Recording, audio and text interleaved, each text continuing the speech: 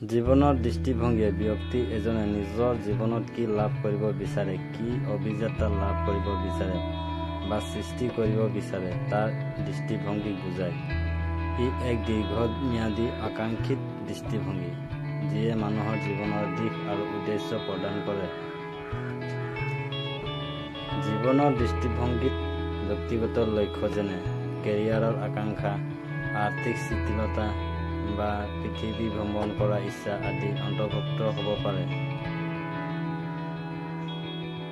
ইয়াৰ ভিতৰত বহল লক্ষ্যও থাকিব পাৰে, যেনে সমাজত ইতিবাচক প্ৰভাৱ পেলোৱা, কোনো কাৰণত অৰিহণা যোগোৱা বা কোনো উত্তৰাধিকাৰী এৰি যোৱা।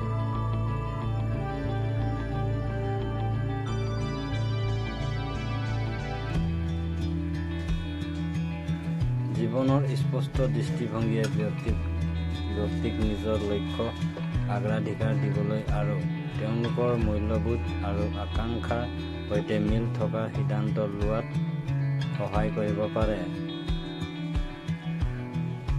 এই প্ৰতিবাহমূলক সময়ত প্ৰেৰণাও প্ৰদান কৰিব পাৰে আৰু ব্যক্তিক বাধা আৰু বিপৰ্যয় অতিক্ৰম কৰাত সহায় কৰিব পাৰে।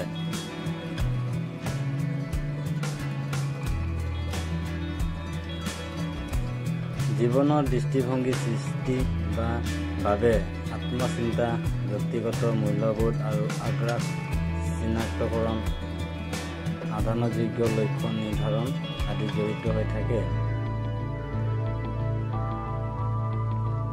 নিজৰ দৃষ্টিভংগী যাতে সময়ৰ লগে লগে প্ৰাসংগিক আৰু অৰ্থপূৰ্ণ হৈ থাকে তাৰ বাবে নিয়মীয়াভাৱে পৰ্যালোচনা আৰু সাল সলনি কৰাটো গুৰুত্বপূৰ্ণ।